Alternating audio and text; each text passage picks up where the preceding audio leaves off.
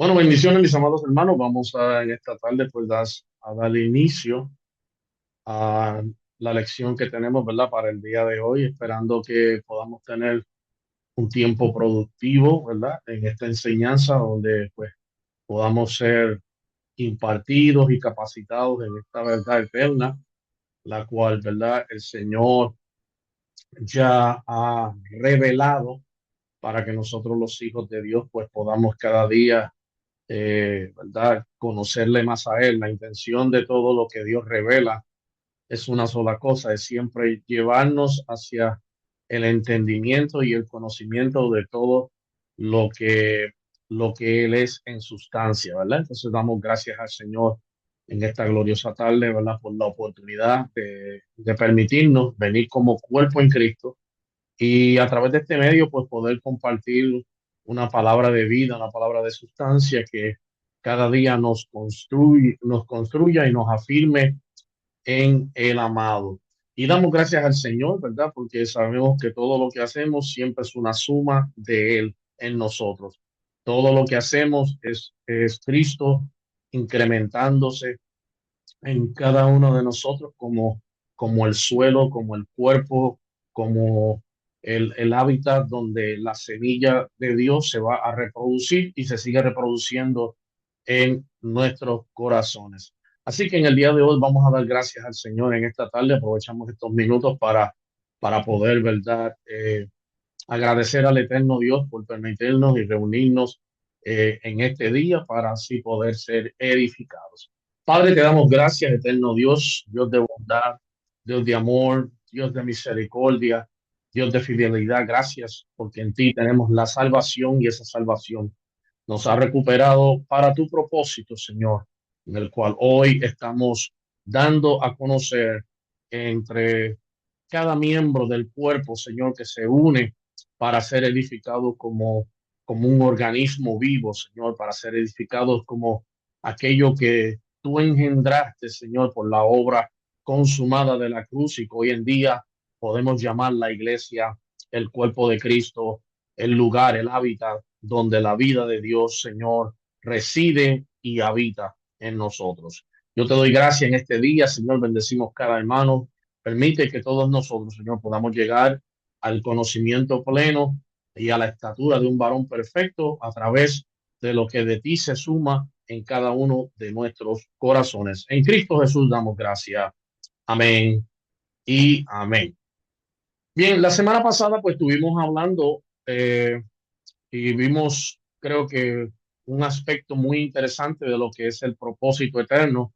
Y habíamos dicho que el propósito eterno es una convergencia de tres ámbitos, de tres sustancias, de tres cosas que se unen para darle finalidad y formación a ese propósito. Habíamos hablado de que el propósito eterno, una de las dimensiones que se suman para que podamos llegar a ser y entender todo lo que Dios quiere, es que ese propósito habla, número uno, de naturaleza. La naturaleza está revelando lo que Dios es y cómo Él se quiere expresar y compartir, ¿verdad? Esa naturaleza con cada uno de nosotros.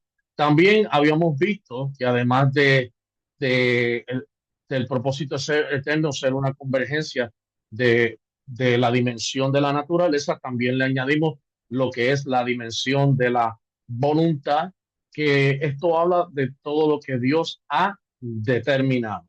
Amén. Entonces, todo lo que Dios ha determinado, de acuerdo a lo que vimos en la escritura, tiene que ver con lo que de Cristo cada día estamos conociendo y cómo ese Cristo se está formando en nosotros. Entonces, en la medida que Cristo se forma en nosotros, cada día comprendemos qué es lo que Dios se determinó antes de usted y yo venir a existencia. Antes de todos los creados hacerse visible, ya entendíamos que lo que Dios siempre tuvo en mente, ¿verdad? Y lo que es su voluntad, cuando usted habla de la voluntad, está hablando de lo que hubo en la mente de Dios, que es lo que Dios pensó o lo que Dios piensa al hacer todas las cosas y al revelar lo que Él es.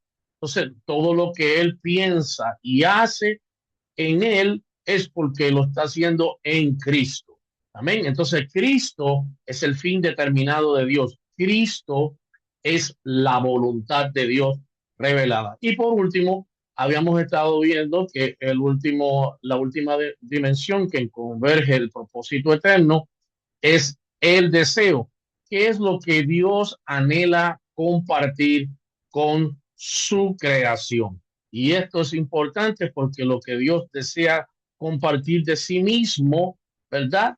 Por el Espíritu, dice la Escritura, que Él nos los da a conocer para que nosotros entendamos que en realidad está en el corazón de Dios y que ese deseo, gloria al Señor, hace en cada uno de nuestras vidas. Entonces el deseo de Dios lo que hace es revelar el aspecto más íntimo del propósito eterno porque Dios se quiere dar a conocer y Él quiere compartir su vida. El deseo de Dios es compartir la vida y que nosotros todos lleguemos a ser participantes de esa vida. ¿Cómo usted y yo llegamos a participar de esa vida? Esto tiene que ver con el hecho de nosotros ser engendrados y formados como su familia.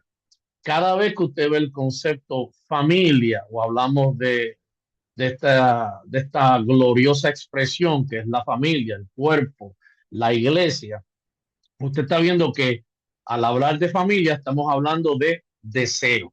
El deseo de Dios es lo que Él siempre anheló y lo que Él ha anhelado es siempre tener una familia. Efesios 1:5 no nos dijo al confirmar que Dios decidió de antemano adoptarnos como miembros de su familia. Y esto es una gloriosa verdad para nosotros y algo que nos mantiene sujeto a esa esperanza de que es Cristo en Jesús, la esperanza de gloria en nosotros. ¿Eh? Entonces, el propósito vimos que no era un asunto solamente legal, ¿verdad? No tenía que solamente ver con la redención, sino que el propósito era familiar.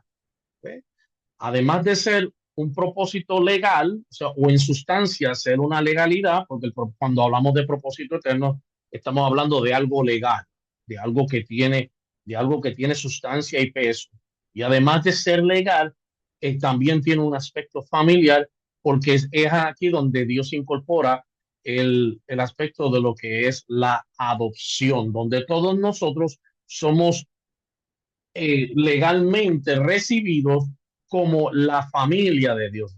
Entonces, el deseo de Dios era tener hijos que participaran de su vida. Por eso Juan 17:23 nos dice que para que el mundo sepa que tú los amas tanto como me amas a mí. ¿Ves? Entonces Dios no tan solo amó al Hijo, sino que ama a aquellos que poseen al Hijo. Entonces, el Hijo, al convertirse en nuestra vida, el Hijo también en nosotros, como el deseo de Dios, nos hace participantes, nos hace familia de Dios y nos hace ser el deseo mismo de Dios, por cuanto tenemos a Cristo. Como Cristo es el deseo, también nosotros, al tener la vida residente de Cristo, nos convertimos en el deseo de Dios. Entonces, en esto y en el propósito, lo que vamos a ver es el mismo amor que el Padre tiene por el Hijo, ese mismo amor Él lo ha extendido a cada uno de los redimidos. Y esto nos revela que el deseo de Dios no es algo distante, no es algo simplemente conceptual, sino que es un asunto íntimamente relacional. Dios ha querido tener comunión, ha querido tener relación con el hombre redimido para que él participe de todo lo que él es. Entonces, en conclusión, lo que habíamos visto era que el deseo de Dios culmina en una sola cosa, que es Dios habitando en sus hijos, Dios habitando en su pueblo, no como un visitante, sino como una vida compartida. Por eso es que muchas veces nosotros tenemos que ser cuidadosos. Ya voy a hacer un pequeño paréntesis en esto porque digo ser cuidadosos en el sentido de que muchas veces estamos haciendo declaraciones que, que cargan peso. Todo lo que nosotros decimos de una manera u otra carga un peso y eso que carga peso puede convertirse en la razón de nosotros vivir y ser. Por eso es que las confesiones, las declaraciones son importantes y son más importantes cuando nosotros las alineamos a la verdad que está establecida en el nuevo pacto. Porque desde el nuevo pacto estamos mirando la expresión de Dios en su totalidad, pero cuando muchas veces no entendemos esto eh, y abrazamos otro tipo de verdad, esto nos puede desviar de tener una participación total. ¿Por qué estoy diciendo esto? Porque muchas veces vamos a oír canciones, por ejemplo, eso de que la gracia nos visitó, ¿verdad? Decimos la gracia nos visita. Y la gracia en realidad nunca vino a visitar, no vino como algo que como lo que sucedía en el Antiguo Testamento cuando el Espíritu venía y se iba. No era un asunto de llegar, estar un rato con nosotros y irse.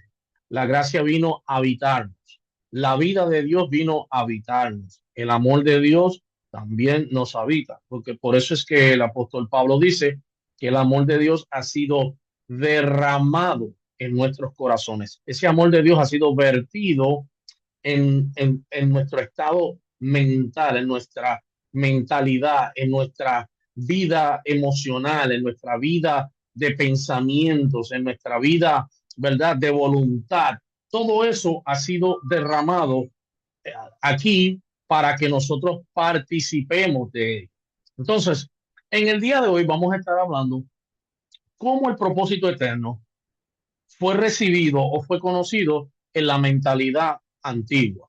Entonces, para el pensamiento hebreo, el propósito de Dios no era abstracto ni tampoco era filosófico, eso era para los griegos, ¿verdad? Para la mentalidad del primer siglo, los filósofos veían el propósito eterno de una manera abstracta, pero para los judíos era algo que era relacional y funcional. Este propósito era relacional y funcional, y esto es algo bien importante para que usted, ¿verdad?, hoy preste atención, porque no se trataba solo de un destino, sino se trataba también de una intención viva que se manifestaba en el pacto en el cual ellos creían. Entonces, una de las cosas que los antiguos entendían era que Dios actúa conforme a un consejo interno. O sea, lo que por eso el apóstol Pablo lo llama lo que de él de antemano se propuso hacer, ¿verdad? Él mismo se propuso. O sea, Dios no fue movido por el consejo de nadie. A Dios nadie le tuvo que torcer el brazo. A Dios nadie lo tuvo que convencer para hacer lo que él hizo. Esto no era tampoco un impulso o algo que se basara en emociones humanas, ¿verdad? Nosotros muchas veces actuamos por emociones, somos impulsivos. Hoy estamos aquí, mañana de momento decidimos levantarnos y estar en otro lugar. Hoy estamos en una relación, mañana muchas veces por impulso se abandonan esas relaciones. Y Dios no se mueve como nos movemos nosotros los seres humanos. Todo lo creado tiene una finalidad y una relación con Dios. Entonces, ese propósito de Dios es algo predeterminado, ¿verdad? Por eso es que aún nuestra manera de vivir, nuestra manera de ser, nuestro destino, estaba ya trazado antes de que nosotros tuviéramos conocimiento de todas estas cosas o que tuviéramos existencia. El propósito de Dios siempre está ligado a la gloria manifestada de sí mismo. Dios, cada vez que manifiesta su gloria, está manifestando su propósito. Ahora vamos a detenernos un segundo porque nosotros tenemos una misconcepción de lo que es gloria. Nosotros pensamos que gloria es un culto bien avivado. Nosotros pensamos que gloria es un culto donde se cantan muchas canciones almáticas y emocionales. Pensamos que gloria es que hemos recibido una buena palabra, pero en realidad, aunque en todo eso puede estar la gloria, eso no es lo que define la gloria, porque la gloria, este concepto de gloria encapsula la expresión máxima de la vida de Dios. Escuche bien esto. No es que sea malo cantar canciones, no es que sea malo recibir una palabra, no es que sea malo tener expresiones corporales de sentimientos que cada uno de nosotros atravesamos. Eso no es lo malo. Es bueno llorar, es bueno reír, es bueno gozarnos, es bueno escuchar un buen mensaje, es bueno oír cánticos que parecen que te conectan a otra dimensión. Todo eso es bueno, pero eso no es lo que está definiendo el propósito, porque el propósito divino siempre está ligado a la expresión de la vida misma de Dios. En todas esas cosas, nosotros podemos tener un culto donde tengamos mucha alabanza, donde tengamos eh, muy buena palabra, donde usted escuche, vea gente muy emocionada, pero no necesariamente eso indica la expresión máxima de la vida de Dios, que Dios está expresando con su vida. Hay gente que simplemente está operando desde los impulsos o las influencias externas, ¿verdad? Hay cosas externas que te conmueven y la gente llora por eso, ríe por eso, goza por eso. Pero esto es producto de la vida misma de Dios en el corazón de cada uno de los redimidos. Y esto es de suma importancia para nosotros entender, porque cuando estamos mirando el propósito, vemos la vinculación que hay con la vida. Donde hay vida o donde la vida de Dios se está expresando o tiene su máxima expresión, ahí usted está viendo propósito. Puede haber un buen mensaje, vuelvo a repetir esto, puede haber un buen mensaje y simplemente ese mensaje ser algo intelectual, no necesariamente ser gloria manifestada. Hay gente que son muy sabios en lo que conocen y tienen muy buena retórica, buena oratoria, buena presentación del contenido de información que poseen, pero eso no revela vida, eso revela inteligencia, eso revela habilidad humana. Pero cuando la vida de Dios impregna, domina, gobierna todas las cosas, eso que se está recibiendo y que nosotros estamos asimilando en nuestros corazones, lo que está haciendo es conectándonos con el propósito. Así que ahora usted entiende la importancia de nuestras reuniones. Nuestras reuniones no son reuniones emocionales, son reuniones transformadoras. Por eso las llamamos reuniones de transformación. Porque en estas reuniones lo que está destinado a ocurrir, lo que debe estar sucediendo es una expresión de vida y una expresión de propósito. Vida y propósito. Vida y propósito. Y esto es lo que debe regir, lo que debe gobernar sobre la vida de la iglesia. La reunión de una congregación, la reunión de un cuerpo de redimidos debe ser gobernada por vida y propósito, porque donde hay vida, Cristo está siendo conocido y donde esa vida está, el propósito está siendo entendido. Entonces, en el mundo greco-romano, el concepto de propósito, lo que llamaban el telos, estaba ligado a un fin último o a una meta. ¿Ve? La gente, y esto es meramente humano, porque todos nosotros cuando hablamos decimos, yo tengo, el propósito mío es este. Pues, usted lo que está hablando es de un cierto fin determinado, de una meta que usted desea lograr o alcanzar. Pero sin embargo, en el Nuevo Testamento se redefine este entendimiento al entender que el propósito no es simplemente un fin, sino una persona. Esto es de suma importancia. Más allá de ser una meta un determinado alcance que queremos en algo de la vida, el propósito eterno es una persona. Cuando usted conoce la vida, donde una reunión,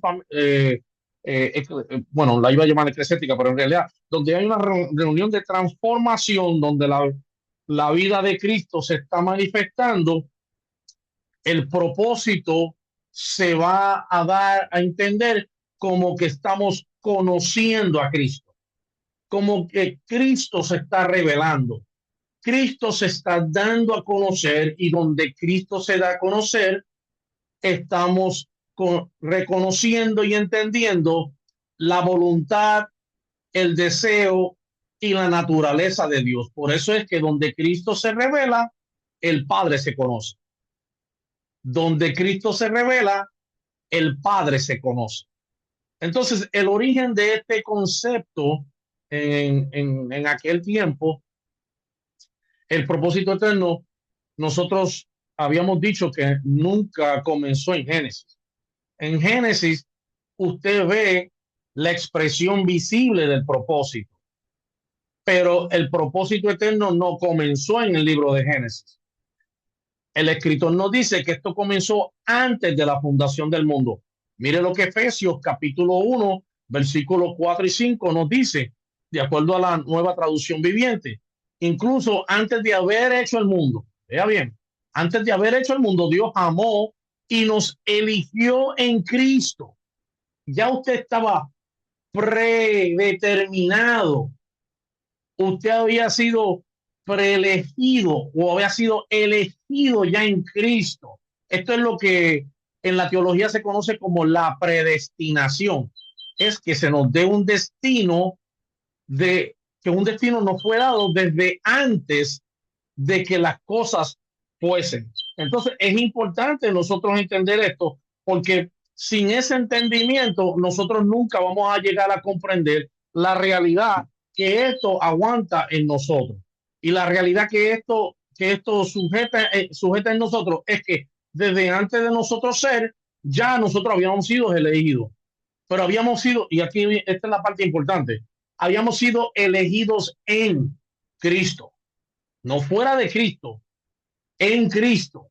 Por eso dice, incluso antes de haber hecho el mundo, Dios ya nos había amado, ya el amor le estaba presente y habíamos sido elegidos en Cristo para que seamos santos, intachables, dice la Escritura, a sus ojos. Y Dios decidió, otra vez, de antemano, adoptarnos como miembros de su familia al acercarnos a sí mismo por medio de Cristo. ¿Ves? Entonces, aquí hay dos expresiones muy importantes. Y es que al propósito no comenzar en Génesis, no, lo que la palabra nos está diciendo, que esto todo fue originado en Dios mismo. Y que este propósito, al originarse en Dios, iba a ser ahora expresado y conocido en Cristo. En Cristo es que se da a todas las cosas se dan a ser. Es en Cristo que nosotros y por medio de Él que nosotros llegamos a recibir todo lo que estaba contenido en ese propósito. Esto es de suma importancia.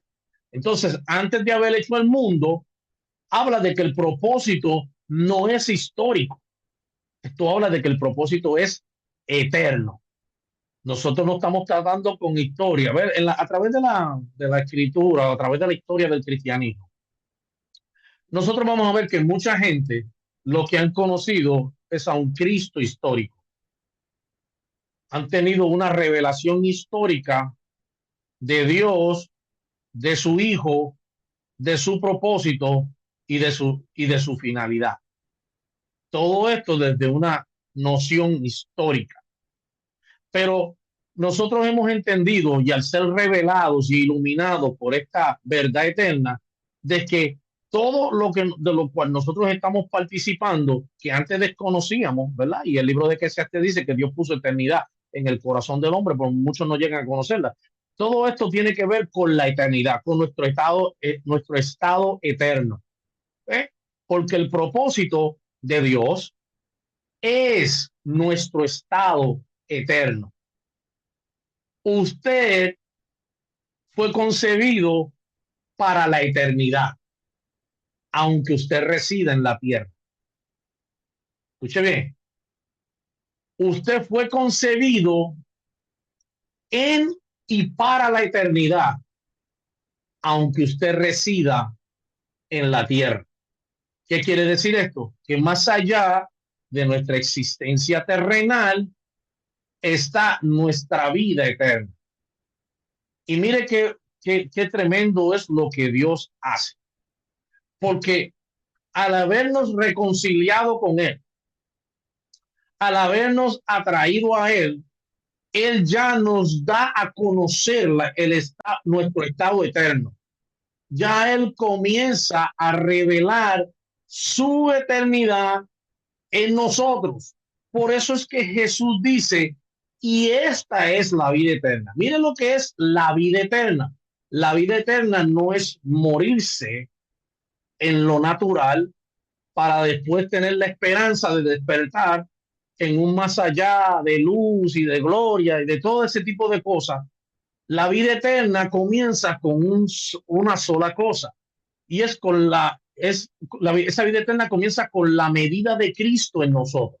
Escuche bien, la vida eterna comienza con la medida de Cristo en nosotros, que es lo que Juan describe en el capítulo 17 cuando dice, y esta es la vida eterna, que te conozcan a ti, ¿ve? El conocimiento de ese Cristo en nosotros es la revelación de la eternidad. Es donde usted y yo comenzamos juntamente los unos con los otros a participar del estado eterno, porque fuimos atraídos en él al conocimiento de quién es quien da origen, existencia y finalidad a todas las cosas, Dios mismo. Entonces, ahora usted y yo, cada día nuestro caminar en Cristo tiene que ver con eternidad. Nosotros caminamos en eternidad. Nosotros vivimos en eternidad. La vida cristiana, cuando usted llama la vida cristiana, yo vivo una vida espiritual. La vida espiritual tiene que ver con la eternidad. Tiene que ver con la revelación de Cristo. La vida eterna tiene que ver con propósito. Entonces, el apóstol Pablo nos dice, Dios nos eligió, pero no nos dice, no, nos eligió como una clase élite, no nos eligió por nuestra finanza o por nuestro estatus social o económico o nuestro estatus político o nuestro estatus geográfico. Dios nos escogió en Cristo. ¿Por qué? Porque Cristo es el centro, es la centralidad del propósito, no el hombre. Por eso es que la Biblia, mis amados hermanos, y usted va a ver porque hay una presentación del Evangelio que se hace hoy en día, que es algo un tanto peligroso, porque se centra más en lo que nosotros llamamos el humanismo. El humanismo tiene que ver con hacer del hombre el centro de las cosas. Eso lo vamos a ver muchas veces en predicaciones, eso lo vamos a ver en muchas veces en comportamientos congregacionales. Eso lo vamos a ver muchas veces en relaciones ministeriales, donde nos salimos de la centralidad para entrar en un orden humanista, donde el hombre es el que recibe pleitesía, el hombre es la figura central de todo mover, el hombre es quien determina nuestro estatus espiritual y eterno. Y eso es antinaturaleza, antipropósito, antivoluntad, antideseo, porque eso no es lo que Dios establece. Cristo siempre será y es y fue el centro del propósito. Entonces, ese centro del propósito, ¿cómo ahora se manifiesta en nosotros? Cuando la Escritura nos dice que Él nos adoptó. ¿Ve? Él nos adoptó. Eso lo dice el versículo, porque Dios decidió de antemano adoptarnos como familia. Y entonces ese término de adoptarnos habla de que el propósito nunca fue solamente salvar. El propósito no fue únicamente que nosotros fuéramos perdonados de todos nuestros errores cometidos, o simplemente establecer un plan de reintegración donde usted sale de una cosa para entrar en otra, pero después se queda como en un limbo o una nada. El propósito va más allá, la salvación va más allá, porque la salvación nos está llevando en esa incorporación, nos está llevando a ser. El propósito de la salvación, hermano, no es solamente erradicar pecados, no era solamente matar naturaleza, no era solamente perdonar errores. El propósito de la salvación, escuche bien porque esto es bien importante, porque nosotros muchas veces condensamos la salvación simplemente al acto de, de matar algo, hablando de la vieja naturaleza, de perdonar errores, los pecados cometidos. La salvación tiene que ver con la integración y la incorporación a una familia divina. Ese es el fin de salvarnos, de Dios salvarnos. Dios pudo habernos dejado como estábamos, pero la intención de Dios fue llevarnos a su propósito, no para dejar ese propósito como algo intelectual, sino que ese propósito se convirtiera en cada uno de los hijos en algo vivencial, algo experimental, que nosotros experimentáramos lo que es la vida de familia. Por eso es que dentro de lo que nosotros llamamos misión y propósito de una congregación, el concepto o el principio, mejor decirlo así, el principio siempre debe ser familia. Familia. Y cuando hablamos de familia, no es simplemente un grupo de matrimonio, no es simplemente un grupo de jóvenes o de damas o de caballeros. Es un, es un, es un principio corporativo. La unidad de todos nosotros formando una familia. Sin embargo, mire lo que ha sucedido a través del tiempo con este principio de familia. El principio de familia ha sido en muchos lugares, y voy a atreverme a tirar un porcentaje más allá del 85%, en los lugares, el propósito de familia, el concepto familia, ha sido diluido y fragmentado.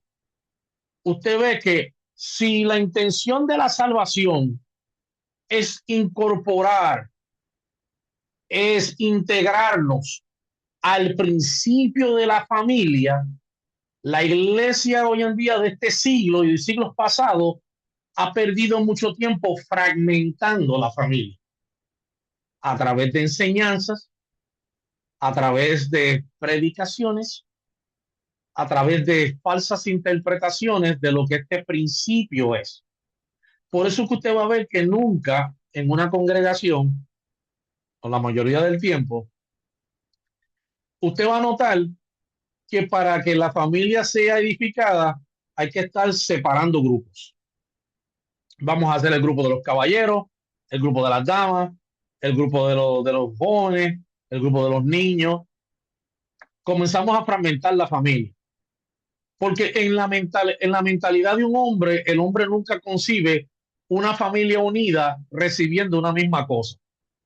Escuche bien, yo no estoy diciendo que sea malo que nos juntemos como caballeros, yo no estoy diciendo que sea malo que nos juntemos como damas, como jóvenes, como niños. No estoy diciendo que eso sea malo. Malo es cuando esto nos lleva y nos separa de la intención original y del propósito establecido.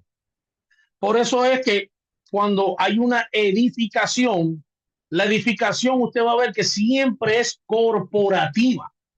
La edificación va más allá de la individualidad. Es corporativa, es para un cuerpo. Dios edifica una iglesia. Dios no solamente se dedica a edificando individuos personalizados, es algo íntegro, de lo cual todos nosotros, como hijos de Dios, participamos. Esto es importante. porque nos hemos dedicado demasiado a fragmentar la familia. Por eso, a veces usted va a ver un domingo, bueno, llevamos a los niños por un lado, el otro lado, y a veces donde se llevan a los niños a dar una enseñanza, se convierte en algo, en un asunto de entretenimiento. Ellos se están entreteniendo, mientras acá están los jóvenes y los damas y caballeros recibiendo algo íntegro. Pero note algo, y esto es bien importante, note esto. Jesús, en su tiempo, cuando vino a la tierra, y no quiero ser radical con esto, con este principio tampoco, pero Jesús cuando vino a la tierra hizo algo sumamente esencial. Él edificó un pueblo, él edificó unas personas que se juntaban y se unían para escuchar una misma cosa. Jesús no dividió la multitud en damas, caballeros, niños y jóvenes para traer una enseñanza práctica del reino de Dios. Por eso es que el evangelio, hermano, quien lo ha complicado son los hombres. Escuche bien, han sido los hombres los que han complicado el evangelio con sus filosofías, con sus lenguajes, con sus tecnicismos. Han complicado la belleza del evangelio porque Jesús nos enseñó desde un principio que sí es posible edificar un colectivo. Sí es posible usted atraer la mentalidad de un niño y hacerlo comprender el evangelio de la gracia de Dios. Jesús lo hizo. Hay hombres que lo han hecho a través de la historia.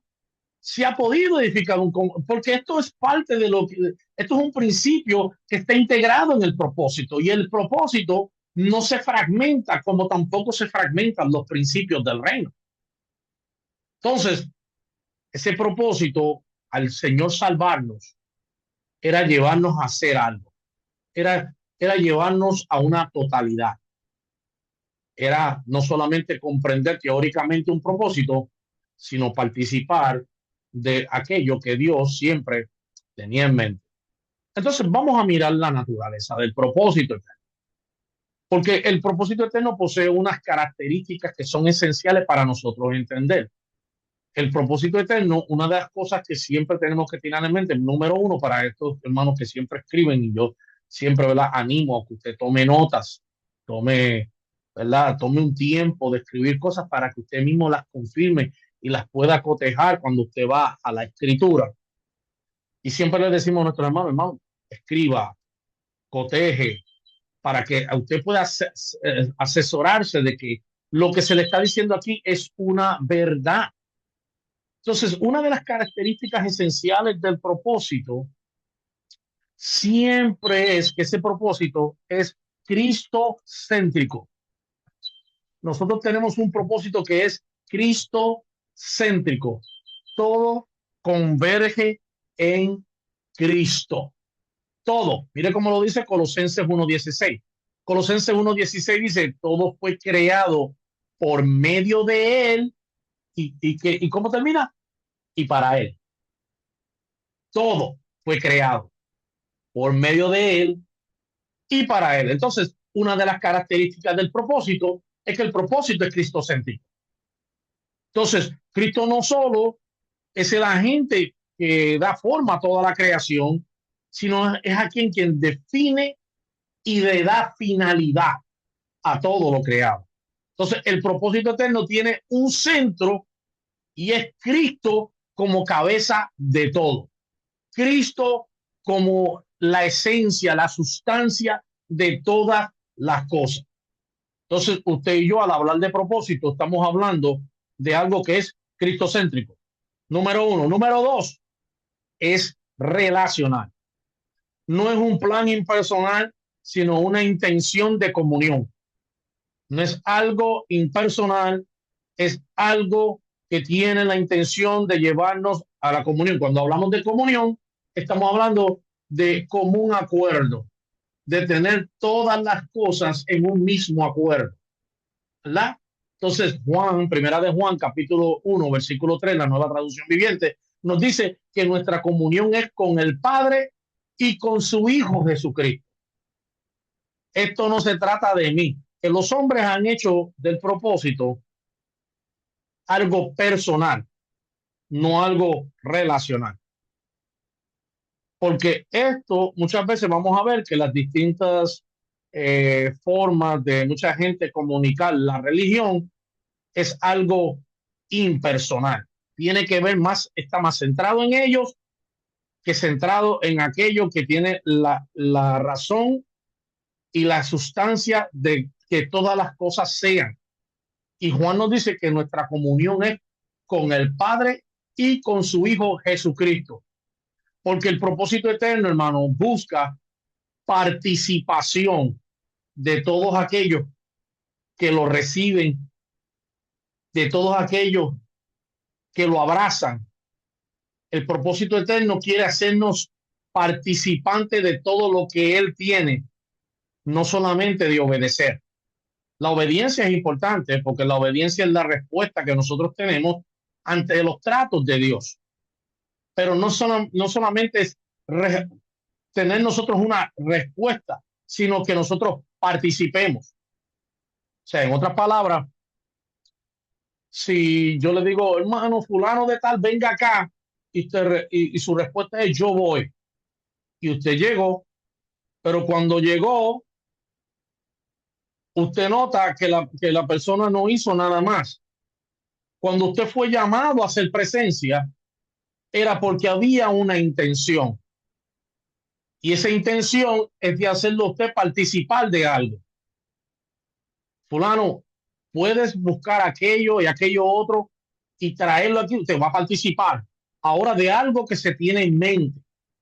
Y por eso es que en el propósito, todos nosotros estamos participando de la voluntad, del deseo y la naturaleza de Dios, de lo que Él es, lo que Él ha determinado y lo que Él quiere dar a conocer de sí mismo. Número 3, y es importante, tercera característica del propósito, además de ser relacional, además de ser también cristocéntrico, el propósito, y ya lo toqué antes con anterioridad, es corporativo. Efesios 3:10, mire cómo lo presenta. Y el versículo 11. El plan de Dios era, mire, me lo conoce, el plan de Dios era que ahora, por medio de la iglesia, por medio de la iglesia, los gobernantes y autoridades en los lugares celestiales lleguen a conocer la multiforme sabiduría de Dios. Este era el plan eterno que llevó a cabo por medio de Cristo Jesús, nuestro Señor. ¿Dónde se prueba esto? Bueno, nos dijo en la primera expresión que hace, nos dijo que el plan de Dios era por medio de la iglesia. Lo que Dios quiere dar a conocer de sí mismo es por medio de la iglesia. Es la iglesia la que tiene esta responsabilidad de comunicar lo que es, todo lo que es Dios, todo lo que Él ha determinado y todo lo que Él desea. Entonces, lo que estamos viendo aquí es que la iglesia nunca fue pensada en Dios como un plan secundario, sino era el plan primordial de Dios, el plan primario de Dios, el plan que manifestaría o sería la extensión de Dios mismo aquí en la tierra. Donde usted ve un hijo de Dios, usted ve la iglesia. Donde la iglesia se presencia, usted ve la eternidad. Donde está la eternidad, Dios está siendo revelado y conocido. Y la iglesia fue la única parte integral de toda la creación a la cual se le da la asignación de revelar a Dios, de dar a conocer lo que Él había determinado, de expresar lo que Él ha querido comunicar para con su creación. Entonces, la iglesia no es un resultado secundario, es el medio por el cual el propósito de Dios se manifiesta. Por eso es que ahora usted va a entender esto y de aquí en adelante yo espero que tengamos mucho cuidado al hablar de la iglesia, porque la iglesia es el propósito eterno. La iglesia es el medio por el cual ese propósito se da a conocer y se manifiesta. Donde usted ve la iglesia, usted ve el propósito, y si está viendo el propósito, usted está viendo a Cristo. Si usted habla mal de la iglesia, usted está hablando mal de Cristo, porque Cristo y la iglesia son una misma cosa, son un mismo organismo. La vida de Dios está en nosotros. Nosotros, la iglesia, el cuerpo, somos el hábitat de la vida de Dios, es donde la vida fue depositada para reproducirse. Dios se reproduce en nosotros, pero también nosotros nos reproducimos en él. Eso se llama reciprocidad. Entonces, el propósito eterno de Dios es una reciprocidad. Es lo que él determina, hace, manifiesta de sí mismo, pero también espera ver manifestado y expresado de parte de aquello donde, o de todo aquello a lo cual él deposita su naturaleza.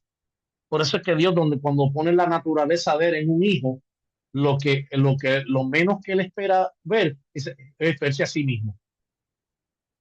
Cuando Dios coloca su naturaleza en nosotros, lo menos que Dios espera ver es verse es a sí mismo en nosotros. Eso es lo mínimo que Dios quiere ver. Él se quiere ver a sí mismo.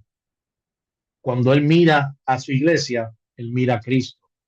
Y Cristo es la sustancia del Dios invisible. ¿Te estás dando cuenta? Ve cómo la escritura nos comienza a conectar una cosa con otra, porque él es la sustancia misma del Dios invisible, el primogénito de toda la creación. Y como él es la sustancia del Dios invisible, entonces la iglesia está revelando el propósito, el cual el propósito es Cristo, y Cristo mismo es la sustancia de todo lo que el Padre mismo es, y ahora lo está dando a conocer. Por eso es que el propósito eterno, mis amados hermanos, tiene dimensiones cósmicas, implicaciones cósmicas. Esto es más allá de usted. Esto es más allá de su entorno. El propósito es la razón por la cual todas las cosas fueron creadas, porque en Él fueron creadas y para Él fueron creadas. Ahora está entendiendo esto. ¿Por qué? Porque por la palabra de su poder todas las cosas subsisten y para Él subsisten, porque esa palabra está vinculada a propósito. Esa palabra habla de algo corporativo, esa palabra habla de algo relacional, esa palabra habla de una centricidad que es Cristo mismo. Y es por eso que cuando vemos la iglesia, o por lo menos cuando el mundo ve la iglesia, lo que debe ver es a Cristo, al Cristo expresado. Y somos nosotros los custodios de eso. Somos nosotros los que tenemos que ser cuidadosos de que al nosotros expresarnos dentro del ámbito de la visibilidad, o nos expresamos dentro de lo que es visible, que lo que la gente esté viendo sea Cristo. Por eso es que cuando la iglesia, dentro de su visibilidad, no manifiesta, sus obras son incongruentes con el propósito, ahí se deja de ver a Cristo.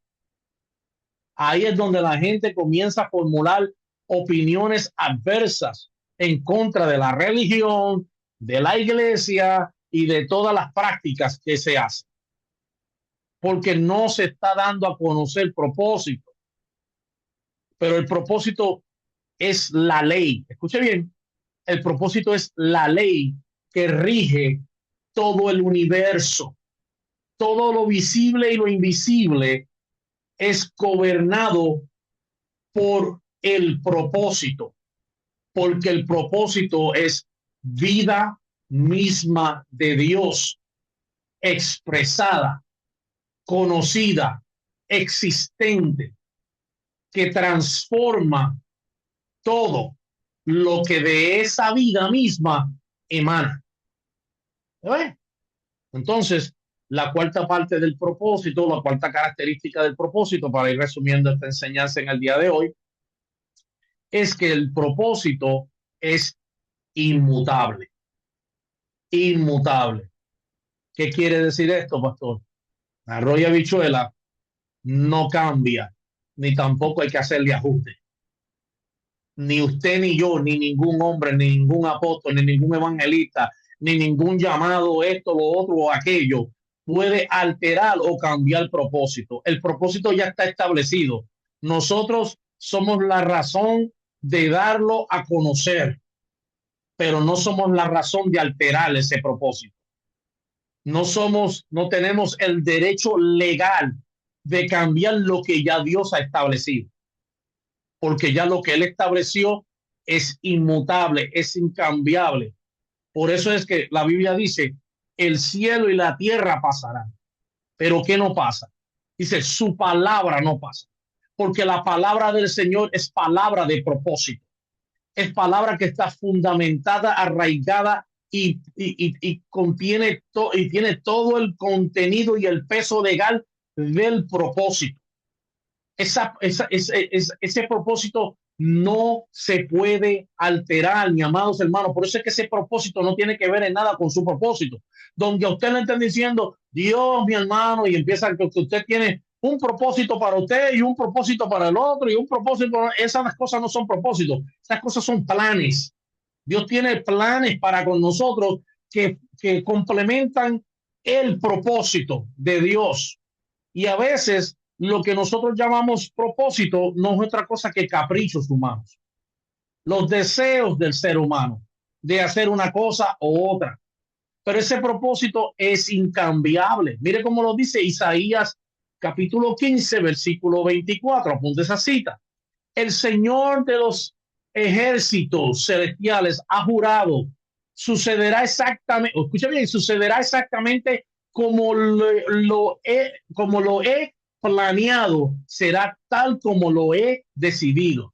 Hermano, quitémonos esa falacia, esa ficción de nosotros atribuirnos el poder de torcerle la mano a Dios para que Dios haga lo que nosotros queremos. Esas son predicaciones humanistas, donde le dicen a usted, hermano, que si usted ora, hermano, usted va a causar que Dios haga esto y aquello y lo otro, hermano. Dios hace lo que Él quiere, ore usted o no ore. Escuche bien, Dios va a hacer lo que Él necesita hacer, quiera usted o no quiera. Se mueva usted o no se mueva. Lo que sí debemos darle gracias a Dios es que nos está haciendo participar de su propósito, colaborar con su causa. Eso es lo que Pablo llama en la primera de Corintios capítulo 3, lo que él llama porque nosotros somos colaboradores de Dios y vosotros labranza, ¿ves? Él dice, esa palabra colaboradores, sinergos, de donde proviene la palabra sinergia, donde es la suma de dos cosas que hacen un complemento para que esa causa llegue a tomar fin o llegue a tener finalidad o se pueda llevar a cabo. Usted está cooperando, usted no le está torciendo la mano a Dios. Usted puede llorar, en el buen puertorriqueño nosotros decimos pataletear, que nos dan esos tensions espirituales, podemos comenzar a tirar cosas de un lado para otro. Eso no va a cambiar la mente de Dios, eso no va a cambiar voluntad de Dios, eso no va a alterar los planes de Dios, eso no va a cambiar el destino para el cual nosotros fuimos elegidos desde antemano. Nada de eso. Si en alguna cosa la oración nos ayuda, es a podernos centrar en el propósito. Es como usted recibir coordenadas. Imagínese un cohete o una nave de estas espaciales que salen de la NASA, despegan. Esa nave espacial, en toda su trayectoria, está en continua comunicación con una torre de control. Esa comunicación, mírela ahora como la oración, donde esa nave está en continua comunicación para recibir directrices hacia dónde se dirige en su destino, porque perder la conexión perder la conectividad, perder las instrucciones, puede causar que se extravíe en su destino. Entonces, nuestra oración no le tuerce la mano a Dios. Nuestra oración nos centra en el propósito. Por eso es que hay que orar. Usted ora para recibir centralidad en el propósito, para que tenga claridad de su destino, hacia dónde va, para que reciba las directrices que Dios quiere ministrar a su vida y usted entienda de una vez y por todas que todo va a suceder exactamente como Él lo planeó y todo será como Él lo ha dicho, según nos dice Isaías capítulo 14, versículo 24. Y bien, mis amados, hemos llegado al final de esta enseñanza. Hoy hemos visto partes, características fundamentales del propósito. Hemos visto un propósito que es cristocéntrico, un propósito que es relacional, un propósito que es corporativo, un propósito que es inmutable y no cambia.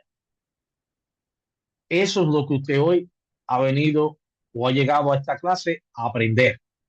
¿Para qué? Para que de aquí en adelante nosotros comprendamos que nuestro existir, nuestra vida espiritual, lo que llamamos nuestra espiritualidad, lo que llamamos nuestra vida en Dios, lo que llamamos cristianismo, todo esto tiene que ver con propósito eterno.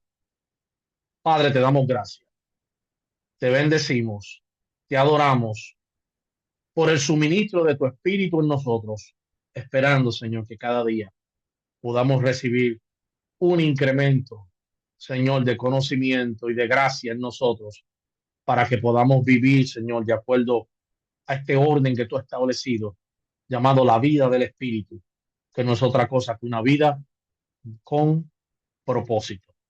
Te damos gracias en Cristo Jesús y te bendecimos.